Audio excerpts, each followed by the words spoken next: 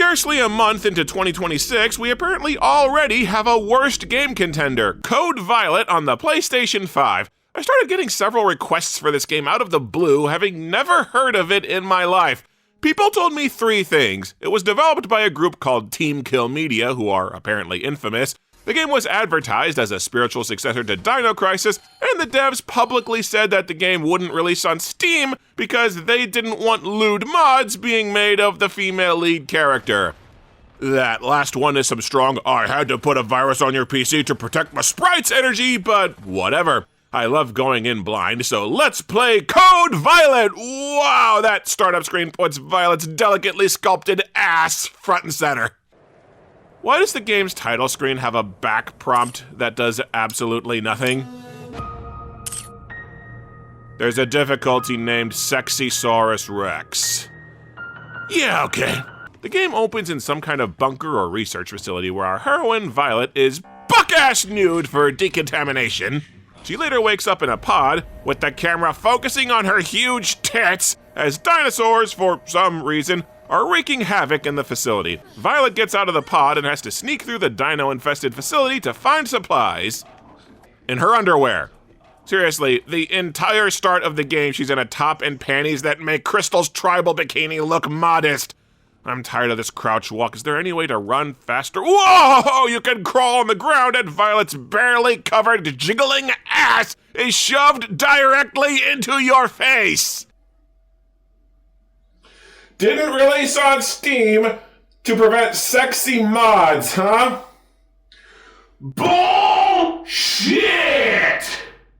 Yeah, that excuse might have had a shred of weight if you didn't shove Violet's acid titties into the player's face every single chance that you got. I'm so sure that you only launched on PlayStation because of strong moral fiber, and not because PlayStation is the only platform that effectively has no refund policy.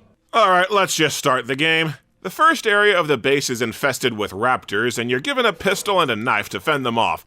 The problem is you're only given 8 rounds of pistol ammo, and it takes 7 pistol shots to down a single raptor, during which time you will probably get mauled as it runs right up to your face.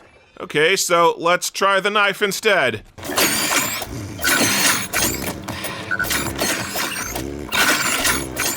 Wow, the knife doesn't do shit. In pretty much every fight I get into, I start bleeding, which not only drains your health, it starts permanently shortening your maximum health bar. Only certain items can stop the bleeding, and none of them were placed in this area. So you're pretty much reliant on the dead dinos just randomly pooping out ammo and bandages if you want to survive the first rooms. Stopping the bleeding doesn't even get your maximum health back. And lots of the items you pick up are useless on their own because the game wants you to craft all of your supplies.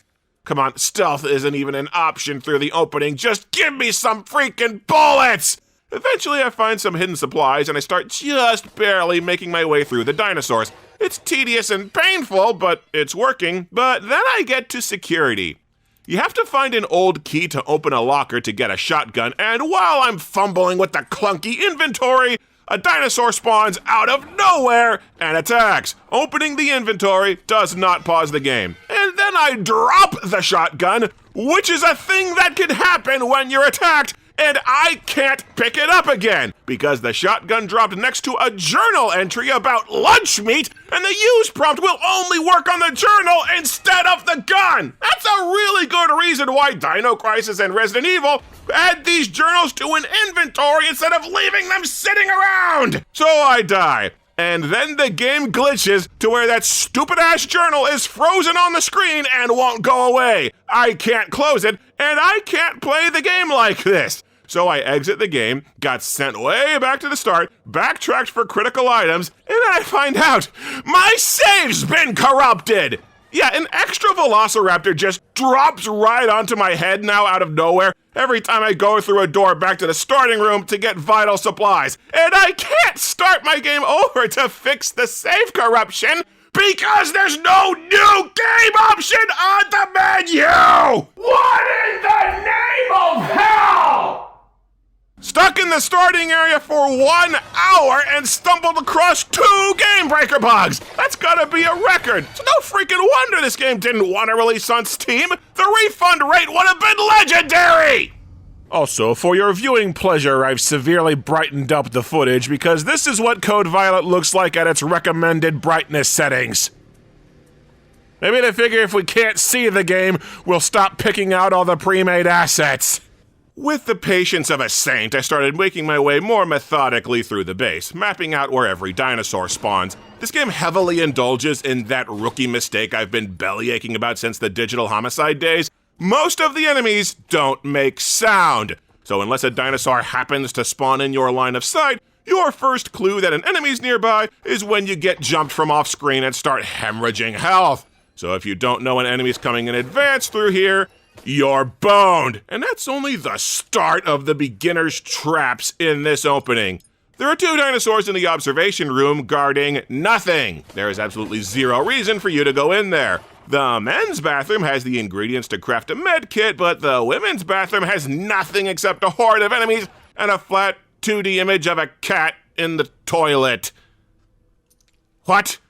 And the first maternity ward has 6 rooms and practically 0 items, but if you stick around too long, the game spawns enemies. This entire opening area is an actual hellhole. You're reliant on random enemy drops to get the supplies you need, you're stuck with the worst weapon in the game, mildly screwing up a single combat encounter will probably kill you, and you keep getting sent back 20 to 30 minutes every time you die. It's utterly maddening. But after banging my head against the wall for almost 2 hours, I scraped my way to the smart suit, aka Violet's not naked if we paint her body black, and I got to the first changing room where you can finally save your game.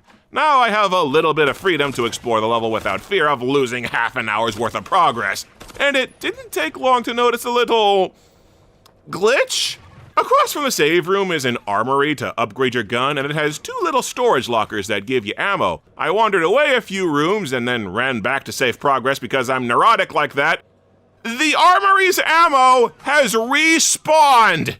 If you wander a few rooms away, items will replenish on their own. If you save your game and then you quit out or you die, the game loses track of what you've picked up and all of the items respawn. You can keep revisiting the armory for infinite bullets, you can get major money drops to reappear for infinite cash. The first save room is across from an invincibility item that you can farm incessantly, and your save rooms all have a storage area to stockpile all these items for the rest of the game. Hell, there's a precious healing item called a blood bag that fully restores any health that you've lost from bleeding, and they're so rare that they only drop in special rooms marked with a heart on your map.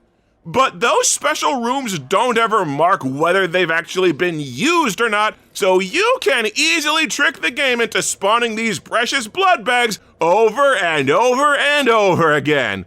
And while the items will reappear at the drop of a hat, enemies don't. I think I noticed 2 or 3 times all game where enemies actually respawned. So this basic game-wide glitch lets you farm infinite health, weapons, and money on a whim, obliterating any semblance of difficulty or tension and breaking the game in half.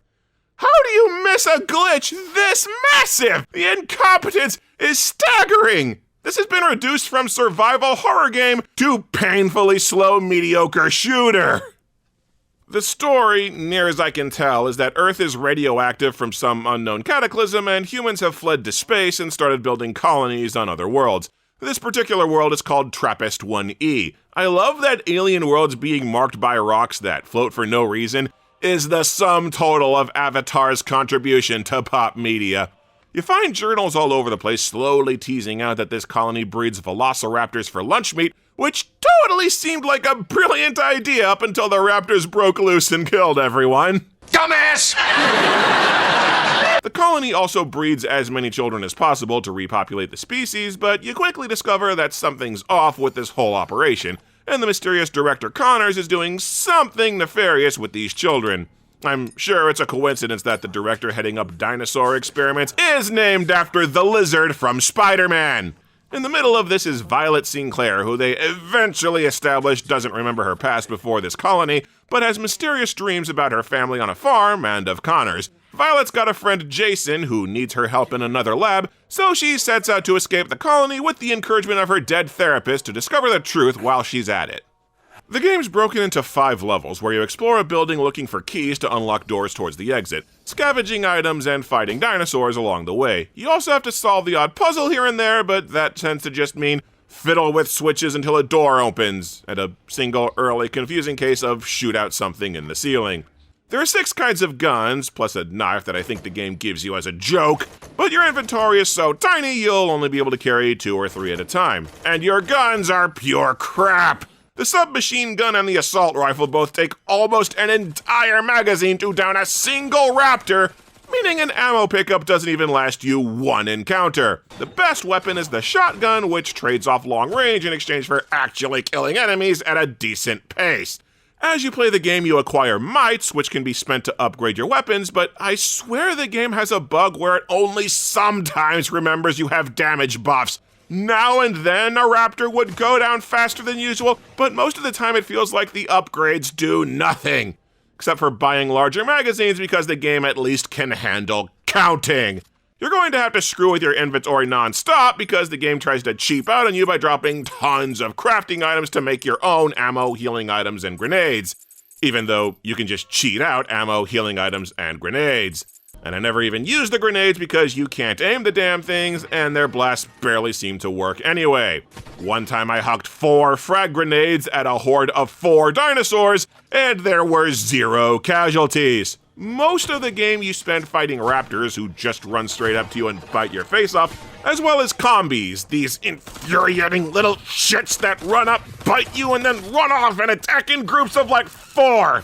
And I swear the machine guns just don't work on the little bastards.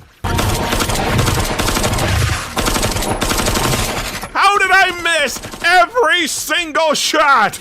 But there's also a Dilophosaurus that spits poison at you, really slowly, and I had so many antidotes that the poison was barely an inconvenience. And then there are these little tanky bastards, I don't know what they're called, but they spit poison, they can kill you in a few melee hits, and even factoring in the crappy firearms, they take a ton of shots to kill. But yeah, those 4 basic enemies are the only things you fight through the vast majority of the game. You kind of just have the same few encounters over and over again. For a game that shot itself in the foot being any kind of survival horror, that's not good. Oh, and every now and then you just drop dead for no reason because levels will occasionally have invisible laser grids, so you have to waste inventory space carrying a black light at all times, just in case.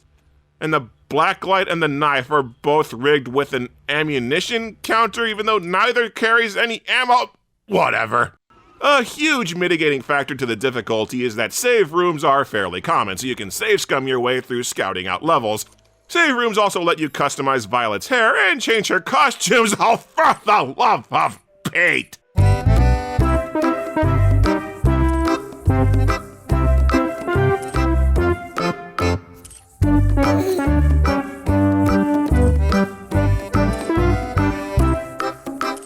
I started the game with multiple costumes, and they all have Violet either in lingerie or some fetish outfit. They're trying to be Stellar Blade. I've never even played Stellar Blade, and I know they desperately want to ride the coattails of Stellar Blade. I think the most insulting part of all this is that one of the costumes is the hero Regina's costume from Dino Crisis. I mean, that's the outfit I picked. Now if I squint hard enough, I can pretend that I'm playing a real game. Although the cutscenes have Violet default to the catsuit and her basic hair, so tough noogies. Oh jeez, the mirrors in the customization menu don't even reflect her new hair color. Her hair dye is a vampire!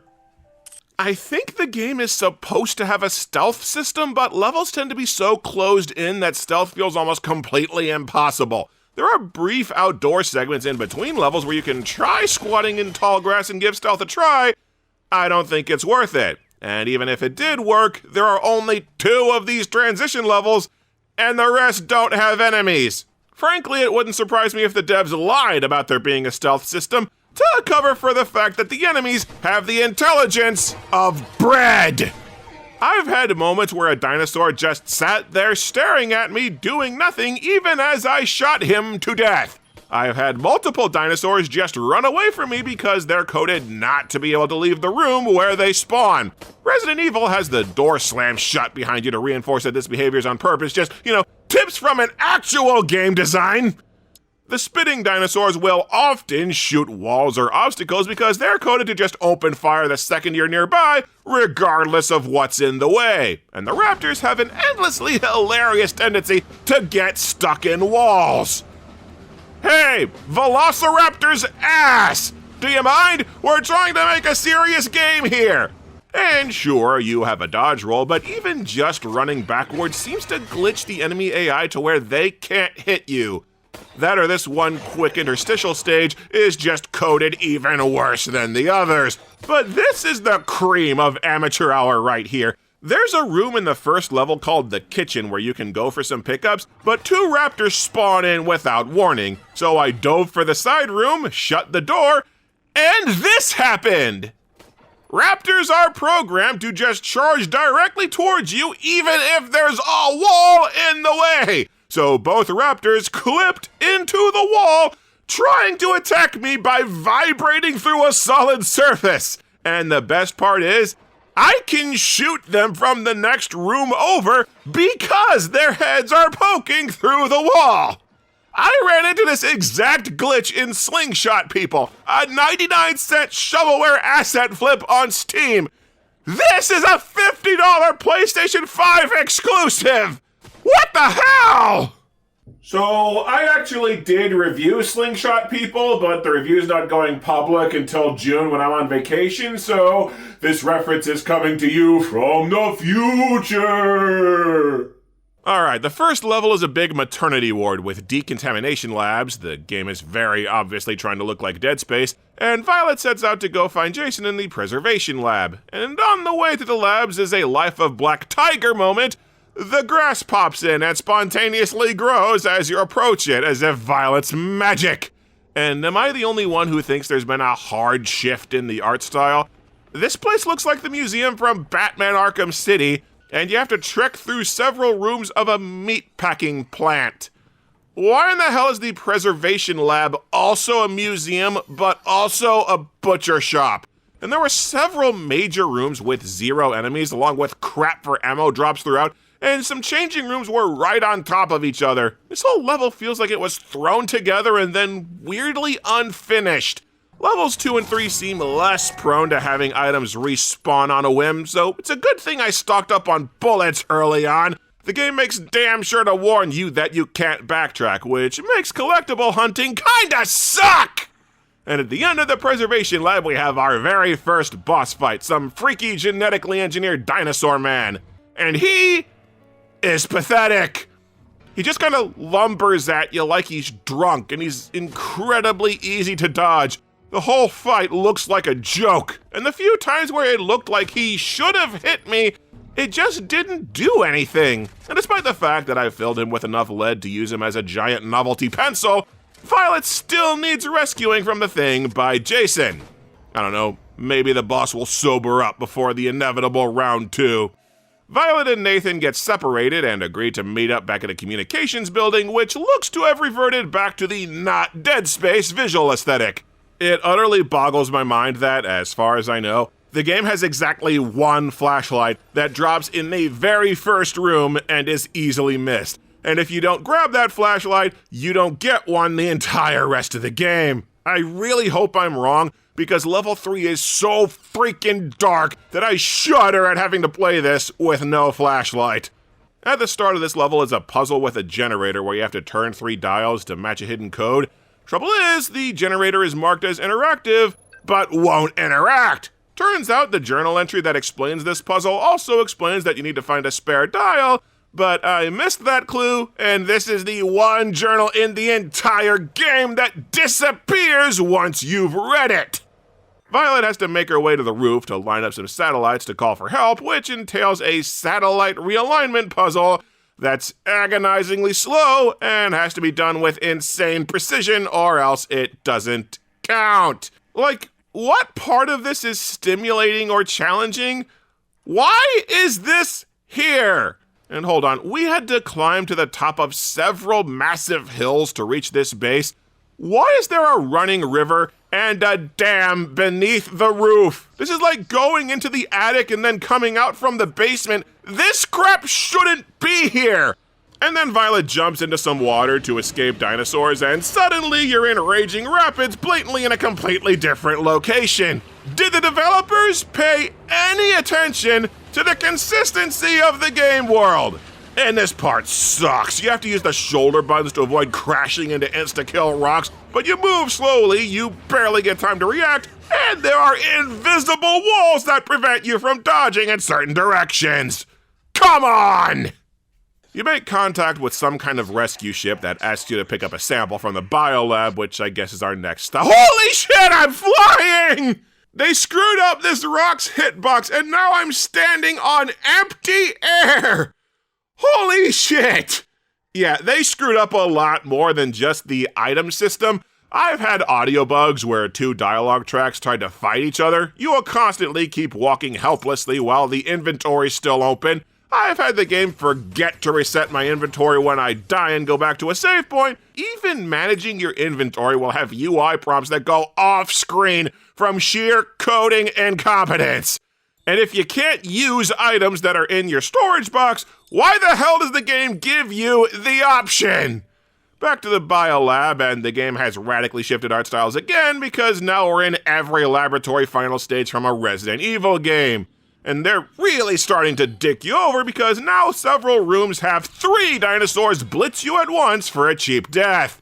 Hooray, you inconvenienced me for like 30 seconds until I respawn prepared and dust you all with the shotgun. Also, crappy hitboxes and invisible walls that keep blocking your shots.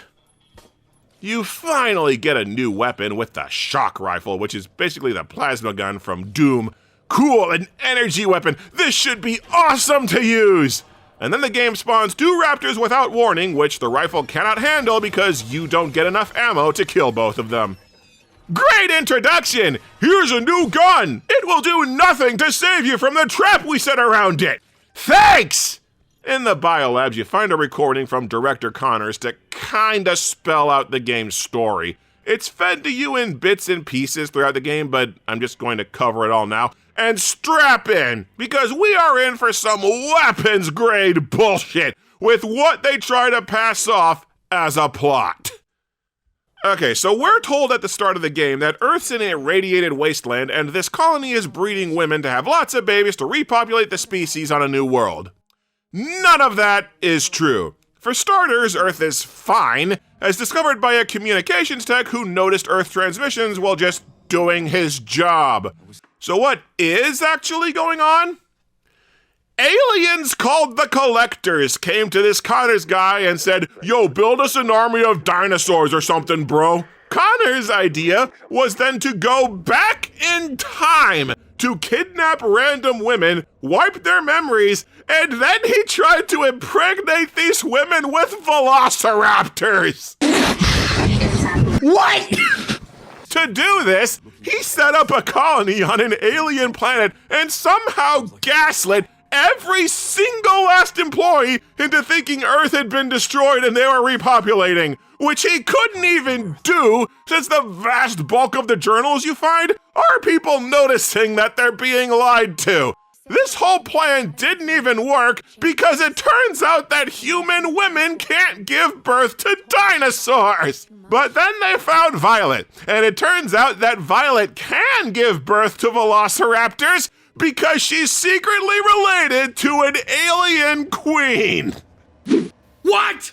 They don't explain Queen Lorne or the Collectors at all because both are references to other Team Kill Medium games that nobody's played. The Team Kill cinematic universe is a thing to the point there's a Violet will return tag after the credits. But wait, there's more! Oh no! Violet eventually ran out of eggs, so the doctor then invented cloning to make shitloads of clone Violets to keep pumping out raptor babies for this army. And because Connors has been screwing around with time travel, leaving a recording where he's somehow younger 56 years in the future, there's no way of telling whether the player character is a clone or not.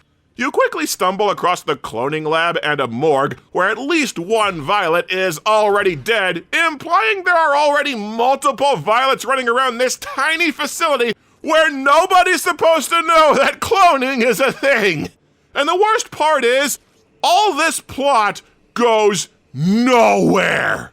Nowhere! You don't fight time travelers, you don't go to the past or future, and you don't run into any other Violets. They just wrote all this bullshit to try and sound smart and twisty while spouting utter gibberish! This might be the dumbest video game story I've ever played through, and I reviewed Mind's Eye last year.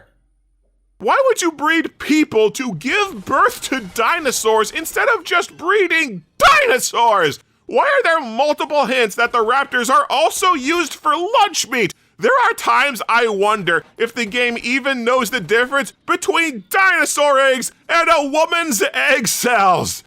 I promise you they were trying to rip off Alien with monsters that incubate inside of people, and I can prove it, because twice in the game you stumble across xenomorph eggs. There is no explanation for what they are or where they came from, and they don't actually do anything. But now if you squint hard enough, we're an Alien tie-in that somehow managed to out-stupid Prometheus!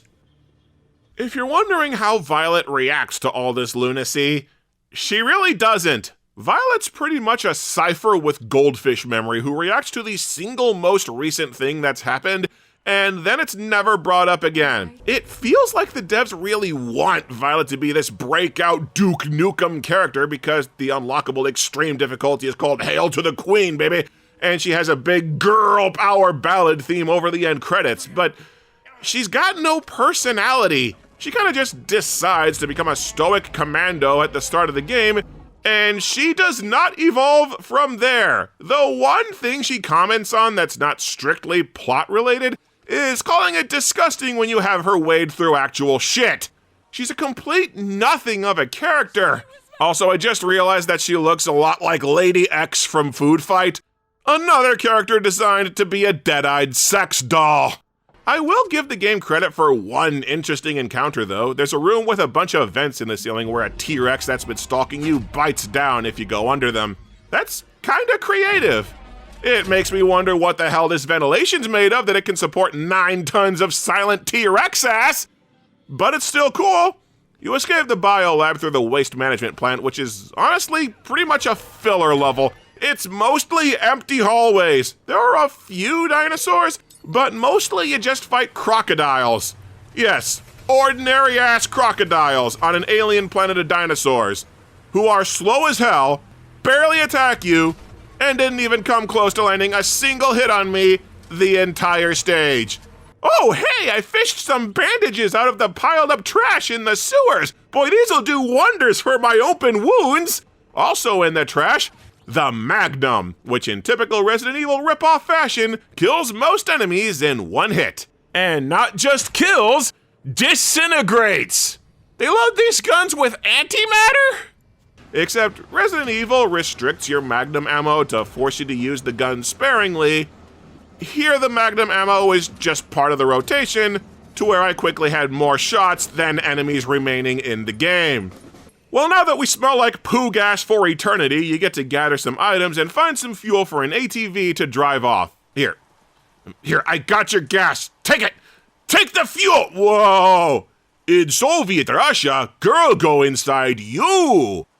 You get chased by the T-Rex in a turret section ripped from every Jurassic Park game ever, and then you fight the T-Rex as a boss.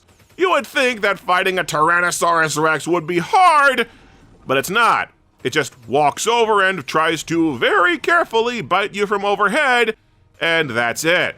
It's one animation that has so much wind-up that it's trivial to dodge, and this is the only thing that it ever does. Oh, and the lady who showed up out of nowhere at the biolab dies. She was my best friend! My best friend who only showed up in one flashback and then was never mentioned or discussed otherwise. No! You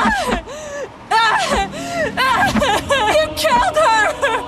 This makes me have anger!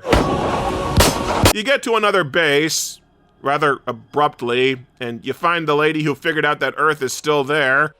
She triggered an evacuation to open up all the areas so people could get out, but I guess forgot that also meant letting out all the dinosaurs to eat the entire colony. Brilliant! And then suddenly you're on a train to the Star Bridge. It really feels like 2 whole levels got scrapped, and you can see the smoking crater from where they were taken out. You fight a few dinosaurs on the train, which is easy for 2 reasons. For 1, I have tons of Magnum ammo, and for 2, they have to drop gallons of items because they forgot to warn you that you won't be able to get to your item storage. And then the train just crashes off of nothing, and the guy friend dies. What was his name? What was it again? Jason! Yes, we have a sad that Jensen died. So here's Violet's ass!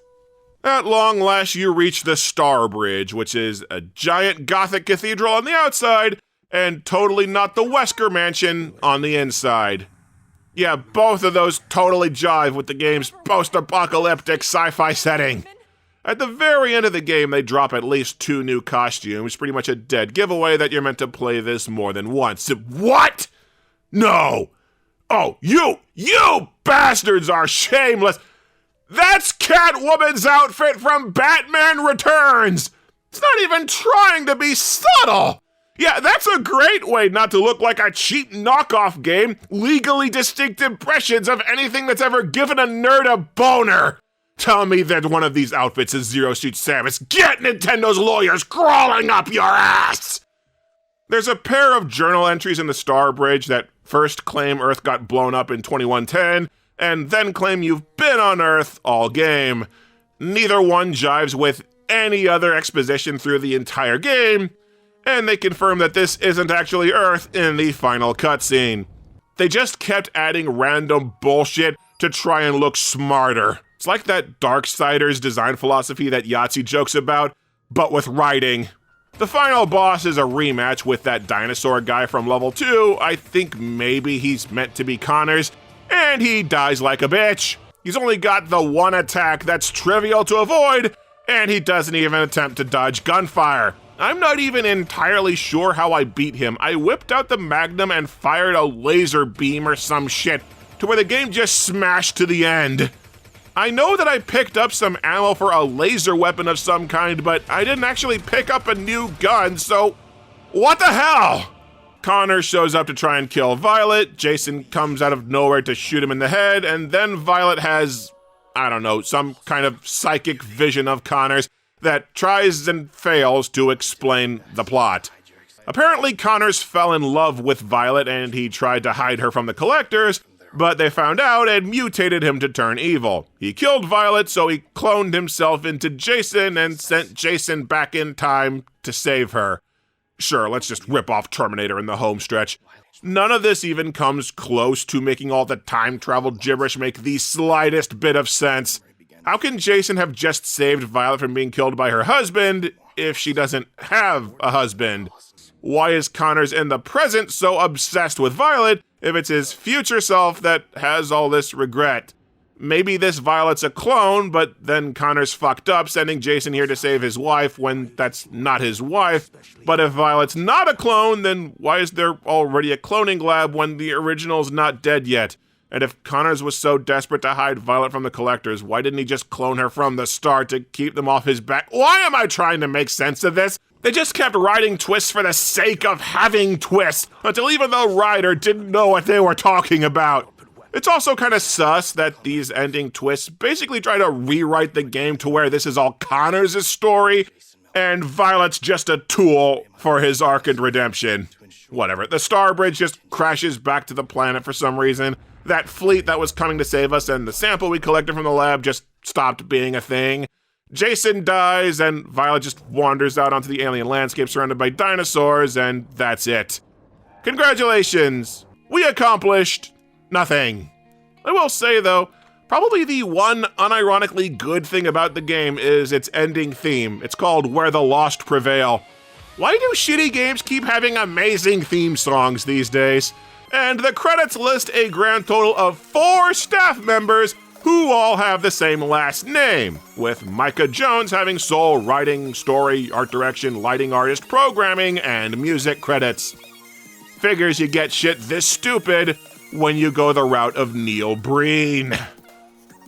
I had never heard of the developer Team Kill Media before, but those that have hate their guts, because the developer has become synonymous with being undignified scumbags.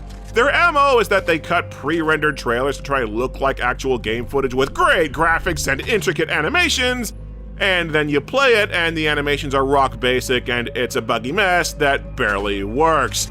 They gained some notoriety off a 2023 game called Quantum Error, which they hyped up as a PlayStation 5 launch title to ride the coattails of the new console and to get away with charging $60 for broken crap. Team Kill used to release their games multi-platform, but Quantum Error just bypassed Steam and the Xbox One, supposedly due to technical issues that never got addressed. In other words, they specifically target the PlayStation 5 to get around refund policies for other platforms. They also released a lesser-known game called Sun and Bone in 2024, meaning this developer has cranked out 3 games in 3 years. That would be highly suspect for a professional dev team, much less a 4-man studio.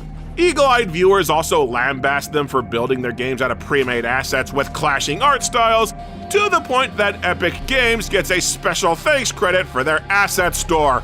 I mean, I can't spot pre-made assets myself, but even I noticed that the art direction seemed to completely shift every single level. They have old-fashioned racks of candles in brightly lit sci-fi science labs, and spots where the hallways seem to come from 2 completely different games. But what makes Team Kill a punchline even more so than their shitty games and misleading trailers is how pathetic they are. For one, they sell their games off other people's coattails. Let's advertise exclusively off Dino Crisis and Stellar Blade. Let's hype this as a PlayStation 5 launch title for clout. But it's also their social media. They loudly proclaimed they were skipping Steam to avoid nude mods, virtue signaling this total respect for women.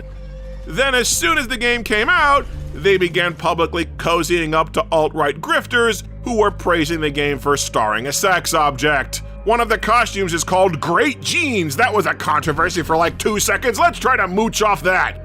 They're people who will do or say anything to sell a few games without a shred of integrity, and they don't care who they have to mooch off over dick ride to get those sales. It's one thing to make shitty games, it's another to have zero dignity about it.